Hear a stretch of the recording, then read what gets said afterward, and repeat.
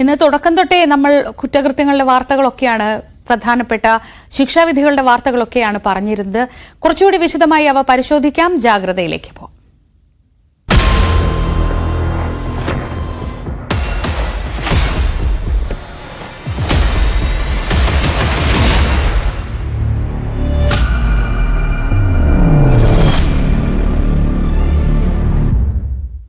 ഓരോ വാർത്ത പറയുമ്പോഴും പറയുന്നുണ്ട് ഞെട്ടിക്കുന്ന വാർത്ത എന്ന് പറയുന്നുണ്ട്. ഈ അടുത്ത് നമ്മൾ കേൾക്കുന്ന പലതും അങ്ങനെ നമ്മളെ ഞെട്ടിപ്പിക്കുന്നതാണ്. അങ്ങനെ ഒരു വാർത്തയായിരുന്നു താമരശ്ശേരിയിലെ സുബൈദയുടെ കൊലപാതക കേസ്. ഈ കേസിൽ അറസ്റ്റിലായ മകൻ ആഷിഖിനെ റിമാൻഡ് ചെയ്തു. ലഹരി വാങ്ങാൻ പലതവണ ആഷിഖ് അമ്മയോട് പണം ആവശ്യപ്പെട്ടിരുന്നു. അത് കൊടുക്കാത്തതിന്റെ പകയായിരുന്നു കൊലപാതകത്തിന് കാരണം.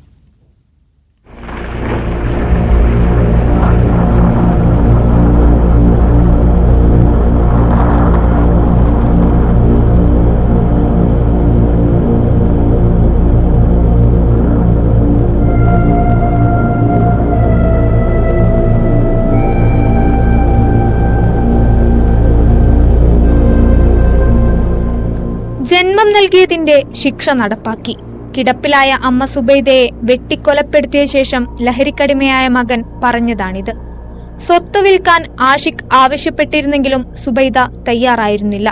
ഇതിലുണ്ടായ വൈരാഗ്യമാണ് കൊലപാതകത്തിൽ കലാശിച്ചതെന്ന് പോലീസ് പറയുന്നു. ആഷിഖ് മുൻപും കൊലപാതക ശ്രമം നടത്തിയിട്ടുണ്ടെന്നും പലരോടും സുബൈദയെ കൊല്ലുമെന്ന് പറഞ്ഞിരുന്നതായും പോലീസ് വ്യക്തമാക്കി. മോട്ടീവായിട്ട് ഇയാൾ ഈ അമ്മയോട് ഇടയ്ക്കിടയ്ക്ക് പണം ആവശ്യപ്പെടാറുണ്ടായിരുന്നു. പിന്നെ അമ്മയുടെ പ്രോപ്പർട്ടി വിൽക്കണം എന്നുള്ള ആവശ്യപ്പെടാറുണ്ടായിരുന്നു. ഇത് കണ്ടിന്യൂസ് ആയിട്ട് ആവശ്യപ്പെടാറുണ്ടായിരുന്നു. അതുകൂടാതെ തന്നെ അമ്മയെ കൊല്ലണമെന്ന് പലതവണ പലരോടായിട്ട് ഇവർ പറഞ്ഞിട്ടുണ്ട്. അതുകൂടാതെ അമ്മയെ കൊല്ലാനുള്ള 2-3 അറ്റംപ്റ്റ് നടത്തിയിട്ടുണ്ട്. ലഹരി ഉപയോഗിച്ചിരുന്നു. ഇല്ല, ഞങ്ങൾ പോലീസ് അത് എൻ്റെ ഭാഗം ഇൻവെസ്റ്റിഗേറ്റ് ചെയ്തുകൊണ്ടിരിക്കുകയാണ്. ആദ്യമായിട്ടുള്ള പ്രൊസീജിയറൊക്കെ നടന്നുകൊണ്ടിരിക്കുകയാണ്. ഡി അഡിക്ഷൻ സെന്ററിലൊക്കെ ആയിരുന്നു ഒക്കെ പറയുന്നുണ്ട്. അത് പോലീസ് അന്വേഷിക്കുന്നുണ്ട്. കാര്യങ്ങൾ പോലീസ് അന്വേഷിക്കുന്നുണ്ട്. ലഹരി വിൽപ്പനയായിട്ട് ബന്ധമല്ലോ നേരത്തെ അങ്ങനത്തെ? ഇല്ല, അത് പോലീസ് ആ കാര്യങ്ങൾ ലഹരി അടുത്തായിട്ട് ബന്ധപ്പെട്ട കാര്യങ്ങൾ പോലീസ് ഇൻവെസ്റ്റിഗേഷൻ്റെ ഭാഗമായിട്ട് ചെയ്തുകൊണ്ടിരിക്കുന്നു.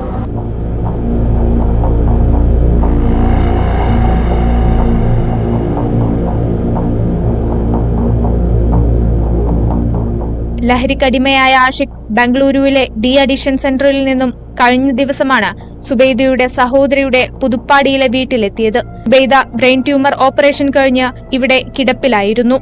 ആവശ്യപ്പെട്ട പണം നൽകാൻ തയ്യാറാകാതെ വന്നതോടെയാണ് പ്രതി ആഷിഖ് അടുത്ത വീട്ടിൽ നിന്നും കൊടുവാൾ വാങ്ങി സുബൈദയെ വെട്ടിക്കൊലപ്പെടുത്തിയത്.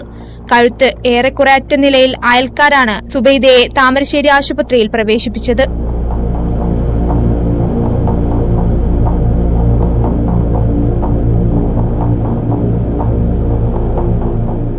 സംഭവത്തിൽ പ്രതിയായ ആഷിഖിനെ പോലീസ് രാവിലെ ഫോറൻസിക് തെളിവെടുപ്പിനായി കോഴിക്കോട് മെഡിക്കൽ കോളേജിലെ മോർച്ചറിയിൽ എത്തിച്ചു. ഫോറൻസിക് പരിശോധന പൂർത്തീകരിച്ച ശേഷം ആഷിഖിനെ താമരശ്ശേരി താലൂക്ക് ആശുപത്രിയിൽ എത്തിച്ച് ആരോഗ്യ പരിശോധനയ്ക്ക് ശേഷം കുന്നമംഗലം മജിസ്ട്രേറ്റ് മുൻപിൽ ഹാജരാക്കി റിമാൻഡ് ചെയ്തു.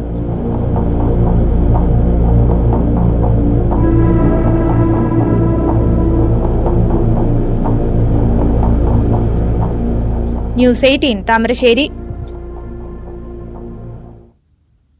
നെയ്യാറ്റിൻകര മാറായമുട്ടത്ത് പോലീസുകാരൻ ഭാര്യയെ വെട്ടിപ്പരിക്കേൽപ്പിക്കാൻ ശ്രമിച്ചതായി പരാതി.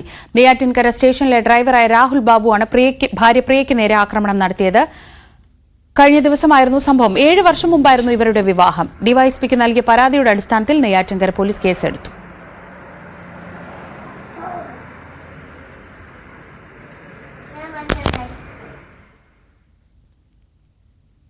പാലക്കാട് മണ്ണാർക്കാട് വീണ്ടും കഞ്ചാവ് വേട്ട. 15 കിലോ കഞ്ചാവുമായി യുവാക്കളെ പോലീസ് അറസ്റ്റ് ചെയ്തു. രഹസ്യ വിവരം ലഭിച്ചതിനെ തുടർന്ന് ഡാൻസ് ഓഫ് ടീമിന്റെ നേതൃത്വത്തിൽ വട്ടമ്പലം കുളപ്പാടം റോഡിൽ നടത്തിയ പരിശോധനയിലാണ് പിടികൂടിയത്. തൃശൂർ അരിമ്പൂർ മണക്കൊടി പുളിപ്പറമ്പിൽ വീട്ടിൽ അരുൺ, മലപ്പുറം സ്വദേശി നിസാർ എന്നിവരാണ് പിടിയിലായത്.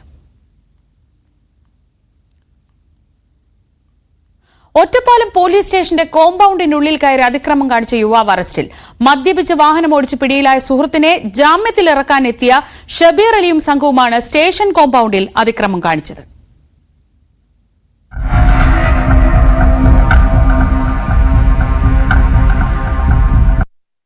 കഴിഞ്ഞ ദിവസം രാത്രിയാണ് സംഭവം. മദ്യപിച്ച വാഹനമോടിച്ച കേസിൽ ഒറ്റപ്പാലം പോലീസിന്റെ പിടിയിലായ സുഹൃത്തിനെ ജാമ്യത്തിലിറക്കാൻ വേണ്ടി എത്തിയതായിരുന്നു. പാലക്കാട് നൂറണി സ്വദേശി ഷബീർ അലിയും സുഹൃത്തുക്കളായ ഫൈസലും രാകേഷ് കുമാറും. നിരവധി കേസുകളിൽ പ്രതി ചേർക്കപ്പെട്ട ഷബീർ അലിയുടെ പേരിൽ ജാമ്യം നൽകാൻ കഴിയില്ലെന്ന് പോലീസ് പറഞ്ഞതോടെ സ്റ്റേഷനിൽ നിർത്തിയിട്ടിരുന്ന പോലീസ് ഉദ്യോഗസ്ഥന്റെ കാറ് തകർക്കാൻ ശ്രമിക്കുകയായിരുന്നു. കാറിന്റെ ഫ്രണ്ട് വൈപ്പർ തകർക്കുകയും ഗ്ലാസുകളിലും മറ്റു ഭാഗങ്ങളിലും മുഴുവൻ മൂർച്ചയുള്ള ആയുധം ഉപയോഗിച്ച് പോറലേൽപ്പിക്കുകയും ചെയ്തു. 40,000 രൂപയുടെ നാശനഷ്ടം കണക്കാക്കുന്നു. അതിക്രമക്കേസിൽ ഒന്നാം പ്രതിയായ ഷബീർ അലിയെ അറസ്റ്റ് ചെയ്തു. കേസിൽ ഷബീർ അലിയുടെ സുഹൃത്തുക്കളായ മറ്റ് 2 പ്രതികളെ കൂടി പിടികൂടാനുണ്ടെന്ന് പോലീസ് അറിയിച്ചു. ഇയാൾക്കെതിരെ വിവിധ സ്റ്റേഷനുകളിലായി 32 കേസുകളുണ്ട്. ന്യൂസ് 18 പട്ടാമ്പി. സുഹൃത്തിന്റെ ഭാര്യയിൽ നിന്ന് കടം വാങ്ങിയ സ്വർണം തിരികെ കൊടുക്കാനായി മറ്റൊരു സ്ത്രീയുടെ മാല കവർച്ച ചെയ്ത ഒരു സംഭവത്തിലേക്കാണ് ഇനി നമ്മൾ പോകുന്നത്. കാസർഗോഡാണ് കടം വാങ്ങിയ സ്വർണം പണയപ്പെടുത്തിയ ശേഷം തിരിച്ചെടുക്കാൻ മാല കവർന്നത്. കേസിൽ മാലോ സ്വദേശി ഷാജിയെ വെള്ളരിക്കുണ്ട് പോലീസ് അറസ്റ്റ് ചെയ്തു. ജില്ലയിൽ മുൻപ് നടന്നിട്ടുള്ള മറ്റേതെങ്കിലും മോഷണ കേസുമായി ഷാജിക്ക് ബന്ധമുണ്ടോ എന്നും പോലീസ് അന്വേഷിക്കുന്നുണ്ട്.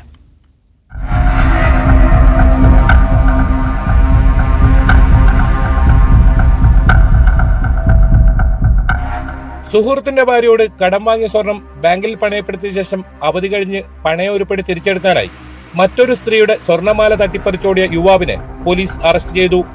മാലോം ചുള്ളി നായക്കർ വീട്ടിൽ ഷാജിയെയാണ് വെള്ളരിക്കുണ്ട് പോലീസ് അറസ്റ്റ് ചെയ്തത്.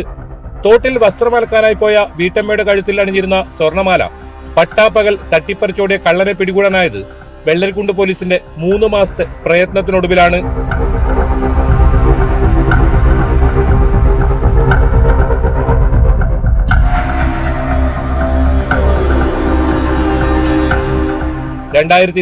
സെപ്റ്റംബറിലാണ് മാലോം കാര്യോട്ടുചാലിലെ അരുൺ ജോസിന്റെ ഭാര്യ മഞ്ജു ജോസിന്റെ 1 പവൻ തൂക്കം വരുന്ന സ്വർണമാല ഷാജി തട്ടിപ്പറിച്ചത്. പിന്നീട് മാലക്കല്ലിലെ ഒരു ജ്വല്ലറിയിൽ സ്വർണം വിൽപ്പന നടത്തുകയും 3/4 പവൻ തൂക്കം വരുന്ന മറ്റൊരു മാല വാങ്ങുകയുമായിരുന്നു.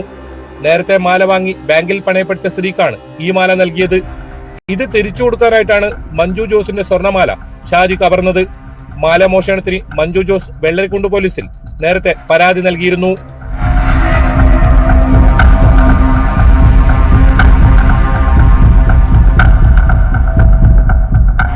ഷാജിയെക്കുറിച്ചുള്ള സൂചനകൾ ലഭിച്ച പോലീസ് ഇയാളെ സ്റ്റേഷനിലേക്ക് എത്താൻ ആവശ്യപ്പെട്ടു. വിശദമായി ചോദ്യം ചെയ്തതിലൂടെ ഷാജി കുറ്റം സമ്മതിക്കുകയായിരുന്നു. ഞങ്ങൾ അദ്ദേഹത്തെ ചോദ്യം ചെയ്തു. അപ്പോൾ അദ്ദേഹത്തിനോട് ചോദിച്ചു, ഈ അനിലിന്റെ വൈഫിന് നിങ്ങൾ പുതിയ മാല വാങ്ങി കൊടുത്തിരുന്നു എന്ന് ചോദിച്ചു. കൊടുത്തിരുന്നു. അത് ഏത് ജ്വല്ലറിയിൽ നിന്നാണ് വാങ്ങിയെന്ന് ചോദിച്ചു. അത് സോണി ജ്വല്ലറി മാലക്കല്ല് എന്ന് പറയുന്ന സ്ഥലത്ത് നിന്നാണെന്ന് പറഞ്ഞു.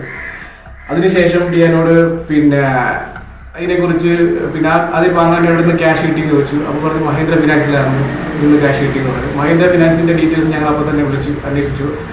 അതിൽ നിന്നും അങ്ങനെ ഒരു സംഭവം ഉണ്ടായിട്ടില്ല. മഹീന്ദ്ര ഫിനാൻസിൽ ലോൺ എടുത്ത് കുറേ നാളായി. ഇപ്പോൾ ക്യാഷ് ട്രാൻസാക്ഷൻ ആണെന്ന് മറ്റൊന്ന് ചോദിച്ച് ഞങ്ങൾ വളരെ മെട്ടിക്കുലസ് ആയിട്ട് ചോദ്യം ചെയ്തതിൽ ടിയാനെ കൂടുതൽ കാര്യങ്ങളിൽ പിടിച്ചിരിക്കാനായില്ല. ഞങ്ങൾ ചോദ്യം ചെയ്യലിൽ അത്രത്തോളം പെർഫെക്ഷൻ കൊണ്ടുവരാൻ സാധിച്ചതിന്റെ ടീമിന്റെയും സാറിന്റെയും ഈ കൂട്ടായ ശ്രമത്തിലൂടെ തന്നെയാണ്. ജില്ലയിൽ നേരത്തെ നടന്നിട്ടുള്ള മറ്റേതെങ്കിലും മോഷണ കേസിൽ ഷാജിക്ക് ബന്ധമുണ്ടോ എന്നും പോലീസ് അന്വേഷിക്കുന്നുണ്ട്.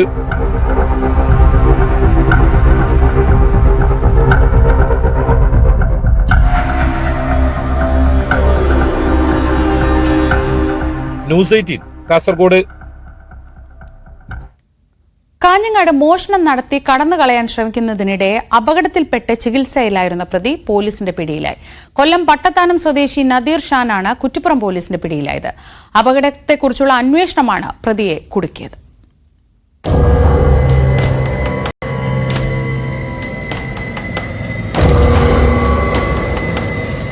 മോഷണം നടത്തി കടന്നുകളയാൻ ശ്രമിക്കുന്നതിനിടെ അപകടത്തിൽപ്പെട്ട് ചികിത്സയിൽ കഴിഞ്ഞ പ്രതിയെ പൊക്കി കുറ്റിപ്പുറം പോലീസ്.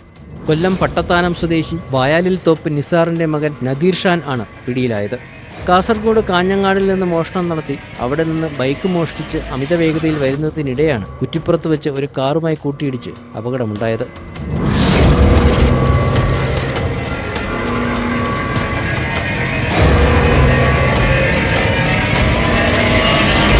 അപകടത്തിൽ പരിക്കേറ്റ് കുറ്റിപ്പുറത്തെ സ്വകാര്യ ആശുപത്രിയിൽ ചികിത്സയിൽ കഴിഞ്ഞു വരികയായിരുന്നു നദീർ ഷാൻ.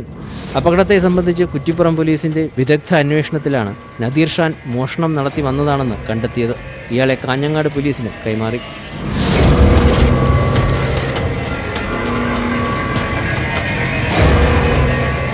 18 തിരൂർ. പട്ടാമ്പിയിൽ ആരോഗ്യ വിഭാഗത്തിന്റെ പരിശോധനയിൽ നിരോധിത പ്ലാസ്റ്റിക് കവറുകൾ പിടികൂടി. ഭക്ഷണശാലകളിലും വഴിയോര കച്ചവട കേന്ദ്രങ്ങളിലുമാണ് വ്യാപക പരിശോധന നടത്തിയത്. ആരോഗ്യ സുരക്ഷാ മുൻകരുതലുകളുടെ ഭാഗമായാണ് പട്ടാമ്പി നഗരസഭ ഹെൽത്ത് ഫ്ലൈയിംഗ് സ്ക്വാഡിന്റെ നേതൃത്വത്തിൽ പട്ടാമ്പിയിൽ വ്യാപക പരിശോധന ആരംഭിച്ചത്. ഭക്ഷണശാലകളും ശീതളപാനീയ കടകൾ, വഴിയോര കച്ചവടങ്ങൾ എന്നിവിടങ്ങളിലാണ് പരിശോധന. പരിശോധനയിൽ വലിയ തോതിൽ നിരോധിത പ്ലാസ്റ്റിക് കവറുകൾ പിടിച്ചെടുത്തു. ജ്യൂസ് വിൽക്കുന്ന സ്ഥാപനങ്ങളിലെ വെള്ളം, ഐസുപ്പിലിട്ട വിഭവങ്ങൾ എന്നിവയെ പരിശോധിച്ചു. ഇതോടൊപ്പം കച്ചവട സ്ഥാപനങ്ങൾ ശുചിത്വം പാലിക്കുന്നുണ്ടോ എന്നും ആരോഗ്യ വിഭാഗം ഉറപ്പുവരുത്തുന്നുണ്ട്. വരും ദിവസങ്ങളിലും ടൗൺ കേന്ദ്രീകരിച്ചും വിവിധ റോഡുകൾ കേന്ദ്രീകരിച്ചും പ്രവർത്തിക്കുന്ന വഴിയോര കച്ചവടങ്ങൾ ഉൾപ്പെടെയുള്ള സ്ഥാപനങ്ങളിൽ പരിശോധന നടത്താൻ ഒരുങ്ങുകയാണ് ആരോഗ്യവകുപ്പ്. നിയമലംഘനം കണ്ടെത്തുന്ന സ്ഥാപനങ്ങൾക്ക് പിഴയുൾപ്പെടെ ചുമത്തിയാണ് പരിശോധന നടത്തുന്നത്. ന്യൂസ് 18 പട്ടാമ്പി. വാളയാർ കേസിലെ അന്വേഷണ ഉദ്യോഗസ്ഥനായിരുന്ന MJ സോജന് സത്യസന്ധതാ സർട്ടിഫിക്കറ്റ് നൽകാനുള്ള തീരുമാനം ചോദ്യം ചെയ്ത് നൽകിയ അപ്പീലിൽ ഹൈക്കോടതി വിധി ഇന്ന്. വാളയാർ പെൺകുട്ടികളുടെ അമ്മ നൽകിയ അപ്പീലിൽ chief justice Nithin Jamdar, justice S Manu എന്നിവർ ഉൾപ്പെട്ട ബെഞ്ചാണ് വിധി പറയുക. സത്യസന്ധതാ സർട്ടിഫിക്കറ്റ് നൽകുന്നതിൽ സംസ്ഥാന സർക്കാരിന് തീരുമാനമെടുക്കാമെന്നും നടപടികളിൽ വീഴ്ചയില്ല എന്നുമായിരുന്നു സിംഗിൾ ബെഞ്ചിന്റെ വിധി. 2023 നവംബർ 25 നമ്മളെയൊക്കെ നടുക്കിയതായിരുന്നു എറണാകുളം ക്യുസാറ്റ് ക്യാമ്പസിലുണ്ടായ ദുരന്തം. ഈ ദുരന്തത്തിൽ പോലീസ് കോടതിയിൽ ഇപ്പോൾ കുറ്റപത്രം സമർപ്പിച്ചിരുന്നു. മുൻ പ്രിൻസിപ്പൽ അടക്കം 3 പ്രതികളാണ് കേസിലുള്ളത്. മനഃപൂർവ്വമല്ലാത്ത നരഹത്യയാണ് പ്രതികൾക്കെതിരെ ചുമത്തിയിരിക്കുന്ന കുറ്റം. അതേസമയം മുൻ രജിസ്ട്രാറെ പ്രതി ചേർക്കേണ്ടതില്ലെന്ന് അന്വേഷണ സംഘം വ്യക്തമാക്കി.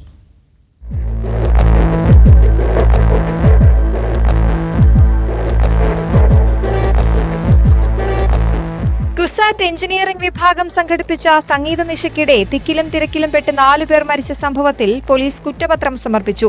തൃക്കാക്കര ACPയുടെ നേതൃത്വത്തിലുള്ള സംഘം കളമശ്ശേരി മജിസ്ട്രേറ്റ് കോടതിയിലാണ് കുറ്റപത്രം സമർപ്പിച്ചത്. മുൻ പ്രിൻസിപ്പാൾ ദീപക് കുമാർ സാഹു, അധ്യാപകരായ ഗിരീഷ് കുമാർ തമ്പി, N ബിജു എന്നിവരാണ് പ്രതികൾ. മനഃപൂർവ്വമല്ലാത്ത നരഹത്യയാണ് പ്രതികൾക്കെതിരെ ചുമത്തിയിരിക്കുന്ന കുറ്റം. ദുരന്തം നടന്ന 1 വർഷവും 2 മാസവും പിന്നിടുമ്പോഴാണ് കുറ്റപത്രം സമർപ്പിക്കുന്നത്.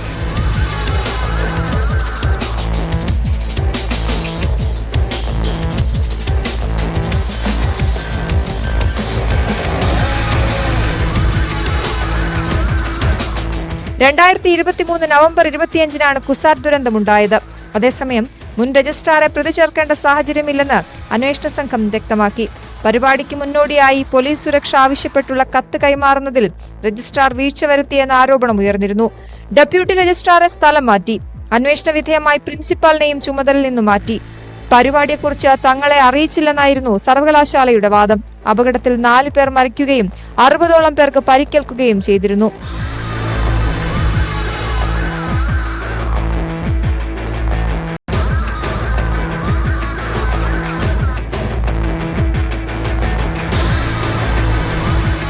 ന്യൂസ് 18 കൊച്ചി. കോയമ്പത്തൂരിൽ കാട്ടാനയുടെ പരാക്രമം. വീടിന്റെ അടുക്കള ഭാഗികമായി തകർന്നു. അരി നൽകിയതോടെയാണ് ആന പിൻവാങ്ങിയത്.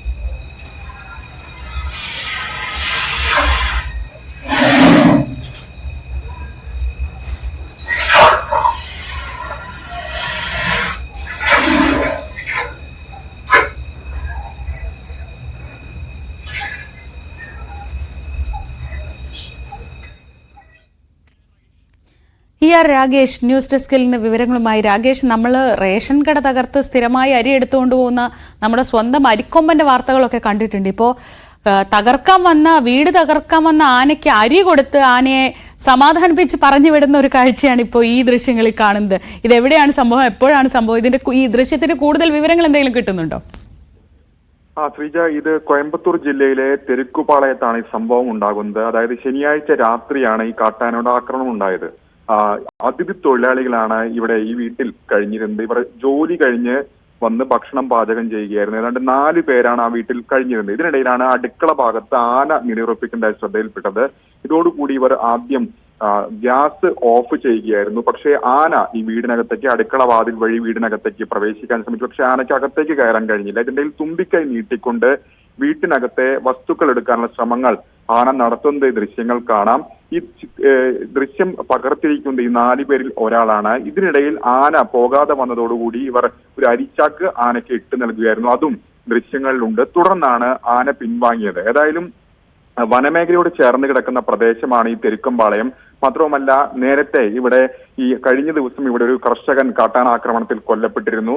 അപ്പോൾ ആ ഒരു ഭീതി നിലനിൽക്കുന്നതിനിടയിലാണ് വീണ്ടും പ്രദേശത്ത് കാട്ടാന ഇറങ്ങുകയും ചെയ്തത്. ഏതായാലും തമിഴ്നാട് വനം വകുപ്പ് ഇപ്പോൾ വ്യക്തമാക്കിയിട്ടുള്ളത് ആന ഇറങ്ങുന്നത് പതിവായതോടുകൂടി ഇവിടെ കൂടുതൽ സംഘത്തെ നിയോഗിക്കുമെന്ന് വനം വകുപ്പ് അറിയിക്കുകയും ചെയ്തിട്ടുണ്ട്. ശരി, രാകേഷാണ് വിവരങ്ങൾ നൽകിയത്.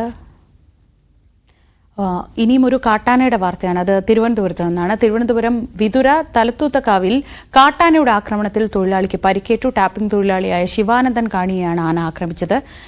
ഇദ്ദേഹത്തിന് നട്ടെല്ലിന് പരിക്കുണ്ട്. ഇയാളെ മെഡിക്കൽ കോളേജ് ആശുപത്രിയിൽ പ്രവേശിപ്പിച്ചു. തലത്തൂത്തക്കാവ് പാലത്തിന് സമീപമാണ് ആക്രമണമുണ്ടായത്. ആന ശിവാനന്ദനെ ചുഴറ്റി റബ്ബർ തോട്ടത്തിലേക്ക് എറിയുകയായിരുന്നു. അരുൺ മോഹൻ വിവരങ്ങളുമായി. അരുൺ, ജീവൻ രക്ഷപ്പെട്ടത് ഭാഗ്യമാണ്. ഇദ്ദേഹത്തിന്റെ ആരോഗ്യം എങ്ങനെയുണ്ട്? എന്താണ് കൂടുതൽ വിവരങ്ങൾ? ശ്രീജ, ഇന്ന് രാവിലെ ആയിരുന്നു, പുലർച്ചെയായിരുന്നു ഈ ഒരു സംഭവം. വിതുര തലത്തൂക്കാവിലെ ടാപ്പിംഗ് തൊഴിലാളിയാണ് ഈ പറയുന്ന ശിവാനന്ദൻ കാണി. ഇദ്ദേഹം രാവിലെ തൊഴിലിടത്തേക്ക് പോകുന്ന സമയത്തായിരുന്നു കാട്ടാനയുടെ ആക്രമണം എന്നാണ് നമുക്ക് മനസ്സിലാക്കാൻ കഴിയുന്നത്. എന്തായാലും നേരത്തെ സൂചിപ്പിച്ചതുപോലെ കാട്ടാന ചുഴറ്റി എറിഞ്ഞ് വീണ ശിവാനന്ദൻ കാണി നട്ടലിന് കാര്യമായ പരിക്ക് പറ്റിയിട്ടുണ്ട്. അദ്ദേഹത്തെ ഇപ്പോ തിരുവനന്തപുരം മെഡിക്കൽ കോളേജ് ആശുപത്രിയിൽ പ്രവേശിപ്പിച്ചു. ആരോഗ്യനിലയെക്കുറിച്ച് വ്യക്തമായ വിവരം നമുക്ക് ലഭിച്ചിട്ടില്ല. എന്തായാലും നട്ടലിന് പരിക്കേറ്റിട്ടുണ്ട്. ജീവൻ രക്ഷപ്പെട്ടത് തലനാരിഴയ്ക്ക് എന്ന് മാത്രം നമുക്കിപ്പോൾ പറയാം. ഇവിടെ വനമേഖലയാണ്, കാട്ടാന ഇറങ്ങുന്ന സ്ഥലമാണ്. ഇവിടെ ഉണ്ടായിരുന്ന സമീപത്ത് ഇദ്ദേഹത്തിന്റെ നിലവിളി കേട്ട അതിലെ സഞ്ചരിച്ച മറ്റു തൊഴിലാളികളാണ് വിവരം അറിയുന്നതും ഇദ്ദേഹത്തെ അടിയന്തരമായി ആശുപത്രിയിൽ എത്തിക്കാൻ സഹായിച്ചതും എന്നാണ് നമുക്ക് മനസ്സിലാക്കാൻ കഴിയുന്നത്. ശരി അരുൺ. അരുൺ മോഹനാണ് വിവരങ്ങൾ നൽകിയത്. രാവിലെ ഒരു ചെറിയ ഇടവേള എടുക്കുകയാണ്. ഇനി ഇത് കണ്ടോ കാണാം, അതിനുശേഷം മടങ്ങിയെത്താം.